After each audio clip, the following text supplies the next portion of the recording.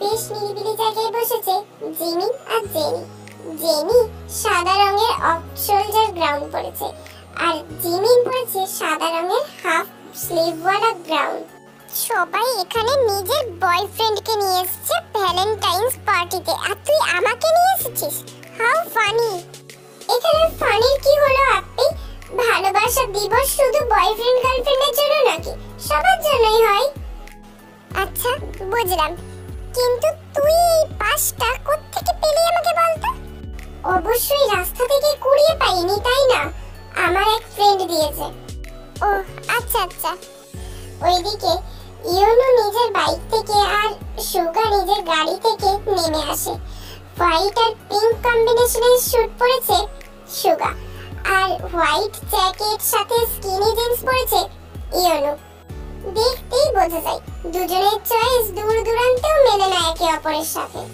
আগেই বলে রাখছি, বেশি সময় কিন্তু থাকবো না আমি। তুই এসেছিস এটাই আমার কাছে অনেক। চল ভেতরে যাই।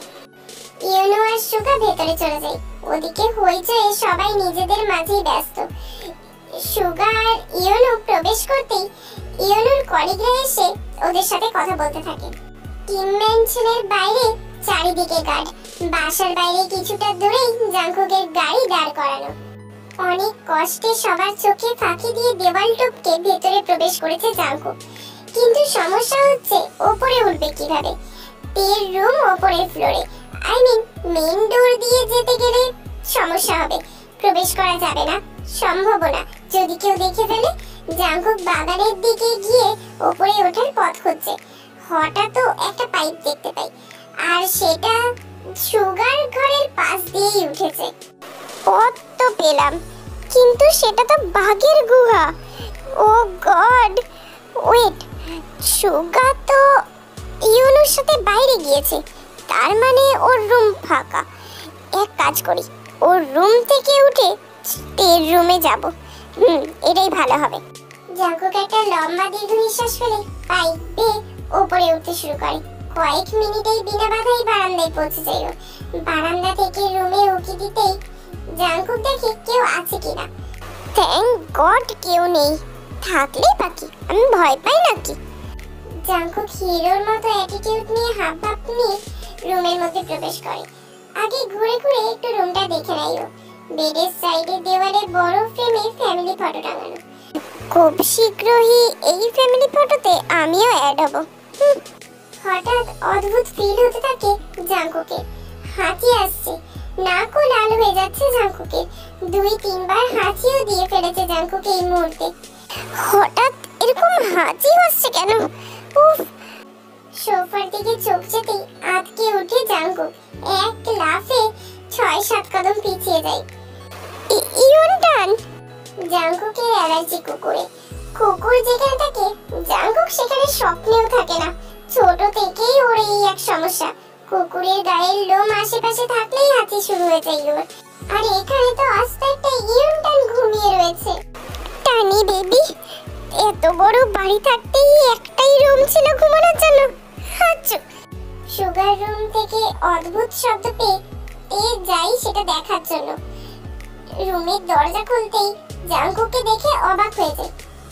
জাংকুক, আপনি? হ্যাঁ, আচ্ছা, হ্যাঁ আমি। এবার তাড়াতাড়ি রুমের দরজা বন্ধ করে দিয়ে জাংকুকের কাছে যায়। আরে আস্তে, কেউ এসে পড়বে তো। আপনি এখানে কেন? এই সময়ে এখানে কি করছেন? জাংকুক আর কথা বলতে পারছে না এক ফোঁটাও। এবার চোখ চাই সোফায় শুয়ে থাকা ইয়োনটানের দিকে। এতক্ষণ বিষয়টা ক্লিয়ার হয় ওর কাছে। নিজের হাসি থামাতে না পেরে হেসেই দেয়। এত বড় বড় গুন্ডারা যাকে হাতের নাগালে পায় না, এতটুকু পাপে তার অবস্থা খারাপ করে দিয়েছে। আল্লাহ! জাংকুক এখন তের বেডে বসে চুল মুছছে আর নাক টানছে। ফর্সা মুখ পুরো গোলাপি হয়ে গেছে। তের রুমে এসে শাওয়ার নিয়ে ইয়োনোর একটা ট্রাউজার পরে আর টি-শার্টটাও পরে নিয়েছে জাংকুক। তে কিছুটা দূরে কর্নারে দাঁড়িয়ে দেখছে জাংকুকে। জাংকুকের গাল, নাক, চোখ, মুখ লাল হয়ে যাওয়া দেখে ও হেসে দেয় আবারও। ইস রে, অসুস্থ অবস্থাতেও কাউকে এতটা সুন্দর লাগতে পারে জাঙ্কুককে না দেখলে বুঝতেই পারতাম না। এভাবে কেউ চুল মুছে দিন, আমাকে মুছে দিচ্ছি। তীর জাঙ্কুকের হাত থেকে তোয়ালেটা নিয়ে পিছনে গিয়ে হালকা হাতে চুল মুছে দিতে লাগে। যদি আগে জানতাম অসুস্থ হওয়ার পর এতটা সুবিধা পাওয়া যাবে, তাহলে অনেক আগেই অসুস্থ হয়ে যেতাম। আচ্ছা তাই নাকি? তাহলে আরেকবার ইয়নটানকে আনি। ইয়নটানের নাম শুনে তো জাঙ্কুক 440 ভোল্টের শক খেয়েছে। এমন একটা রিঅ্যাকশন দেয়। এই না না না না, আবার ইয়নটান কেন? ওকে আনতে হবে কেনতে? আমি তো মজা করছিলাম। বুঝতে পেরেছি। জাঙ্কুক আর কোনো কথা বলে না, চোখ বন্ধ করে মুহূর্তটাকে শুধু অনুভব করতে লাগলো। সুগা আর ইয়োনো একটা টেবিলে এসে সিটে বসে আছে। সুগা ফোন নিয়ে ব্যস্ত, আর ইয়োনো তো আশেপাশে জেনি আর জিমিনকে খুঁজতে ব্যস্ত। এই মিনি কি বাচ্চি জিমিনকে নিয়ে আসেনি এখনো? যদি না এসে থাকে, আই সোয়ার কালকে সত্যি ওকে লকাপে ঢোকাবো আমি। হঠাৎ কিছুটা দূরে চোখ যেতেই ওদের দেখতে পাই ইয়োনো। না, মেয়েটাকে যতটা ইউজলেস ভেবেছিলাম ততটাও না। কিছু বললি? হ্যাঁ বলছি, আমি গিয়ে ড্রিঙ্কস নিয়ে আসি, তুই এখানে বস, আমি আসছি। তাড়াতাড়ি উঠে যাই ইয়োনো সেখান থেকে। এর আবার কি হলো? ইয়োনো উঠে গিয়ে সোজা দাঁড়াই জিমিন আর জেনির সামনে। আরে হোয়াট আ কোইন্সিডেন্স, তোমরাও এখানে? হ্যাঁ মানে আমরাও এখানে। হ্যাঁ কোইন্সিডেন্স। জেনি ইয়োনোর দিকে চোখ ছোট ছোট করে তাকায়। ইয়োনো জেনির দিকে চোখ গরম করে তাকিয়ে ওকে সাইড করে জিমিনের পাশে চলে যায়। যদি জানতাম যে তোমরাও আসবে, তাহলে আমি নিজেই তোমাদের পিক করতে চলে যেতাম। কত বড় ড্রামাবাজ। আসলে আমার আসার কোনো প্ল্যান ছিল না, জেনি এত জেদ করলো তাই। বাহ, এই বাচ্চা হাতির মাথায় তাহলে বুদ্ধিও আছে দেখা যায়। এই তুমি আমায় হাতি বলবে না, আমার নাম জেনি। আর একবার যদি হাতি বলো তাহলে তোমার খবর আছে বলে দিলাম। কয়টার খবর? না মানে বলছিলাম কয়টার সময় দেখানো হবে খবরটা? তুমি? সুগা ভাইয়াও এসেছে আজকে, অনেক কষ্টে মানিয়ে এনেছি। সুগাও এসেছে? ওই যে ওই দিকে। জিমিন এবার ওই সাইডে তাকাতে দেখে সুগা একা বসে আছে। মিস্টার ক্রোকোডাইলও এসেছে, গুড। তোমরা যাও, আমি বরং ড্রিঙ্ক নিয়ে আসছি। জেনি জিমিনের সাথে যেতে নিলেই ইয়োনো ওর হাত ধরে আটকায়। আরে তুমি কোথায় যাচ্ছ? ওদের একা থাকতে দাও, তুমি আমার সাথে আসো। কিন্তু কেন? উফ, তুমি এত প্রশ্ন করছো কেন বলো তো? চলো আমার সাথে।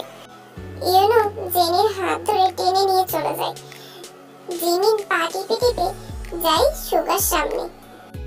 সামনে কারোর উপস্থিতি টের পেয়ে চোখ তুলে তাকায় সুগা। সামনে জিমিনকে দেখে কিছুটা অবাক হয়। তুমি এখানে? কেন, আসতে পারি না? অবশ্যই আসতে পারো। বাই দ্য ওয়ে, আপনি একা বসে আছেন কেন? না মানে কোনো গার্লফ্রেন্ড? আমার অন্য কারোর প্রয়োজন নেই। আচ্ছা, তার মানে রাস্তা ক্লিয়ার, কোনো কাটা নেই, পাথর নেই। কিছু বললে? না তো, কিছু না। অন্যদিকে এই আমার হাতটা ছাড়েন বলেই ঝাড়ি মেরে ইয়োনোর হাত ছেড়ে দেয় জেনি। বাবা যেভাবে রিঅ্যাক্ট করছো যেন আমি তোমাকে কিডন্যাপ করে নিয়ে যাচ্ছি, আজব। আর আপনি যেভাবে আমার হাত ধরে টেনে নিয়ে যাচ্ছেন যেন মনে হচ্ছে আমি কোনো আসামি, আজব টু। অবভিয়াসলি তুমি আসামি। বাই দ্য ওয়ে, নিজের ক্রাইম কি ভুলে গেছো মিস মেনি? যদি ভুলে গিয়ে থাকো তাহলে আমি মনে করিয়ে দিতে পারি। না না, তার কোনো প্রয়োজন নেই। আপনি আমাকে এখানে কেন এনেছেন সেটা বলেন। ও হ্যালো মিস হাতির নাতি, এই এতটা না নিজেকে ইম্পর্টেন্স দেওয়ার দরকার নেই, ঠিক আছে? আমি তোমাকে জিমিনের জন্য আসতে বলেছিলাম, ওকে? তুমি না আসলে অবশ্য জিমিন আসতো না। আর সুগা ভাইয়া আর জিমিনকে ক্লোজ আনার জন্য অনেক সুন্দর একটা অকেশন আমি মিস করে ফেলতাম। আপনি কি পুলিশের চাকরি ছেড়ে ম্যাচমেকারের চাকরি নিয়েছেন নাকি? আমি আমার ভাইয়ার জন্য ম্যাচমেকার হতেও রাজি। তোমার মতো সেলফ অবসেসড নই আমি। কি বলে না ভাই? এই ইয়োনো কোনো কথা দুবার রিপিট করে না। জেনি কিছু বলার জন্য মুখ খোলার আগে ইয়োনো নিজের পকেট থেকে একটা ক্যান্ডি বের করে জেনির মুখে আচমকা ভরে দেয়। আচমকা মুখে চকলেট দেয় চুপ করে যাই জেনি। নাও ক্যান্ডিটাই খাও, আমার মাথাটা খেও না প্লিজ। জেনি কি করবে ভেবে পাচ্ছে না। ইয়োনো একটা ক্যান্ডি নিজের মুখে দিয়ে তারপর টেবিল থেকে চারজনের জন্য জুস নিয়ে হাঁটা দেয় আর তার পেছন পেছন হাঁটা দেয় জেনি। ক্যান্ডিটা আসলেই অনেক টেস্টি, পাইনাপল ফ্লেভার। আপনি এত বড় হয়ে গেছেন তাও এখনো ক্যান্ডি খান? ক্যান্ডি খাওয়ার জন্য বয়স লাগে নাকি? স্টুপিড প্রশ্ন কোথাকার। ইয়োনো ওদের টেবিলের সামনে এসে দেখে জিমিন আর সুগা দুজনেই সাইলেন্ট ভাবে বসে আছে। ইয়োনো আর কি করার, জিমিন আর সুগাকে জুসটা দিয়ে তারপর ওদের পাশে বসে যায় ইয়োনো আর জেনি। অন্যদিকে অন্ধকারের মধ্যে পা টিপে টিপে নিচে নেমে কিচেনে যাচ্ছে তে। জাঙ্কুকের নাকি খুব খিদে পেয়েছে, তাই লুকিয়ে ফ্রিজ থেকে খাবার আনতে যাচ্ছে। কি দিন আসলো, নিজের বাড়িতে চোরের মতো লুকিয়ে লুকিয়ে খাবার চুরি করতে যাচ্ছি। বিড়বিড় করতে করতে ধীর পায়ে এগিয়ে গিয়ে ফ্রিজ খুলতে। ফ্রিজ খুলতেই চমকে যাইও, ফ্রিজে পিৎজা রাখা। নিশ্চয়ই এটা ইয়োনো এনে রেখেছে ওর জন্য। ইয়োনো ভাইয়া ইজ দ্য বেস্ট ভাইয়া। পিৎজা বের করে ধীরে দরজা লাগিয়ে দেয় ফ্রিজে, তারপর ধীর পায়ে আবারও নিজের রুমের দিকে পা বাড়ায়। তের রুমটা ঘুরে ঘুরে দেখছে জাঙ্কুক। সুগার রুমের মতো ওদের তিন ভাই বোনের ছবি এই রুমেও রয়েছে। জাঙ্কুকের হিংসে হচ্ছে আজ সুগা আর ইয়োনোর জন্য। ছবিটা সুন্দর, কিন্তু একটা জিনিস মিসিং আছে। তা কি জিনিস মিসিং আছে শুনি? কি আবার? তোমার একমাত্র হবু বর জিয়ন জাঙ্কুকের ছবি। কিন্তু নো টেনশন, বিয়ের পর আমিও এই প্রেমে আমাদের অ্যাড করে দেব। হবু বর? কিন্তু আমি কবে বললাম যে আমি তোমায় বিয়ে করব? ওসব বলা লাগবে না, আমি তোমার মনের কথা ফিল করতে পারি তো। হঠাৎ জাঙ্কুকের চোখ যায় তের হাতে থাকা পিৎজার বক্সের দিকে। Wow, pizza! থ্যাংক ইউ তে বেবি। তের হাত থেকে পিৎজাটা নিয়ে বেডে বসে পড়ে জাঙ্কুক। তাড়াতাড়ি গিলে বিদায় হও। বিদায় কেন হব? আজকে তো আমি এখানে তোমার সাথে থাকার প্ল্যান করেছি। কি তুমি? জাঙ্কুক তেকে কিছু বলার সুযোগ না দিয়ে ওর হাতে থাকা পিৎজাটা তের মুখে পড়ে চুপ করিয়ে দেয় তেকে।